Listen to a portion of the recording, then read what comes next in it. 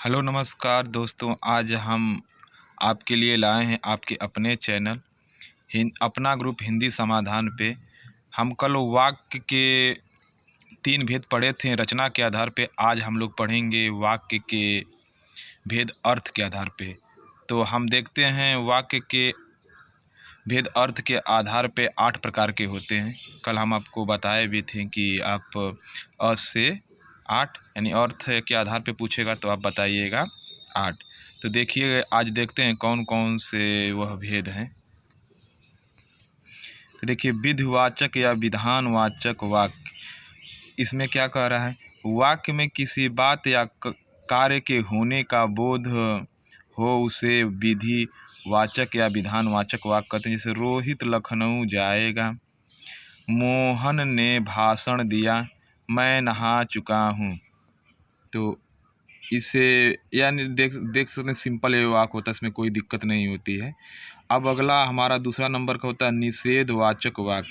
ऐसे वाक्य जिनसे किसी कार्य के निषेध या न होने का बोध हो उसे निषेधवाचक वाक्य कहते हैं। इस निषेध का मतलब कि नकारात्मक बात।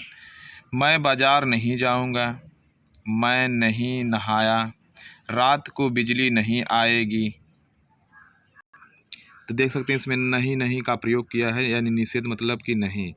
अब देखते हैं विस्मयादवाचक वाक्य। ऐसे वाक्य जिनसे विस्मय, हर्ष, शोक, भय आदि प्रकट होते हैं उसमें विस्मयवाचक वाक्य कहते हैं। जैसे देखिए, बाप रे इतना मोटा चूहा, वाह कितना सुंदर बागीचा है, अरे वह आदमी तो हवा में उड़ रहा है।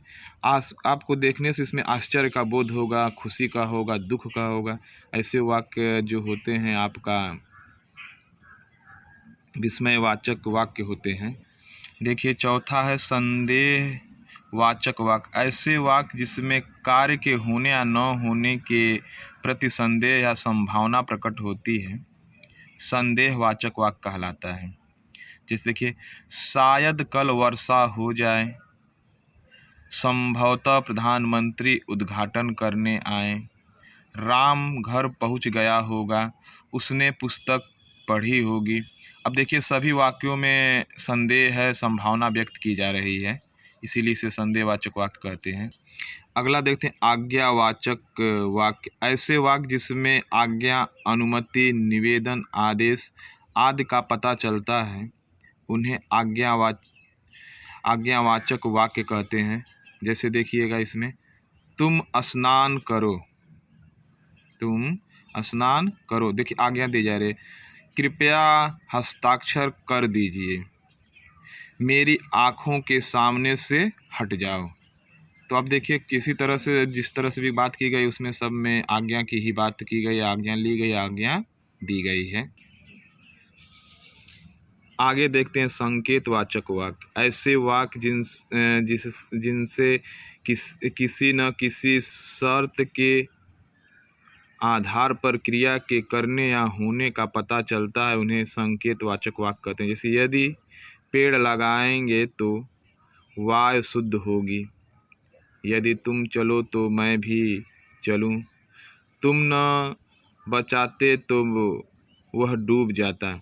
अब देखिए इसमें संकेत किया गया है, अगर आप ऐसे नहीं करते तो ऐसा हो जाता। अगला हमारा है सातवां इच्छावाचक वाक्य। ऐसे वाक्य जिनसे इच्छा या कामना प्रकट करने के भाव का पता चलता है उन्हें इच्छावाचक वाक्य कहते हैं। इसके उदाहरण देखते हैं। जय तुम अपने उद्देश्य में सफल हो, ये हमारी इच्छाएं देखिए वो सामने वाला प्रकट कर रहा है।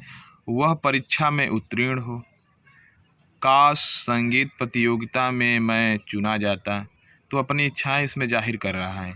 यह जल्दी से समझ में आ जाते हैं, थोड़ा से भी ध्यान देंगे तो। अगला हमारा है प्रश्नवाचक वाक्य।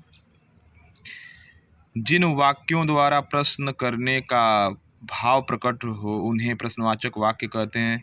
तुम्हारा क्या नाम है? देखिए ये प्रश्नवाचक का चिन्ह भी लगा होगा। क्या तुम स्नान कर रहे हो? देख लीजिए। कहो कैसे आना हुआ? तो आप देखिए सभी तरह से इसमें प्रश्न ही किया गया है। तो आप इसको इस यहाँ से देख सकते हैं, एक बार नहीं 2 बार वीडियो को रिवाइज करके देखेंगे तो आप उससे इसको समझ जाएंगे।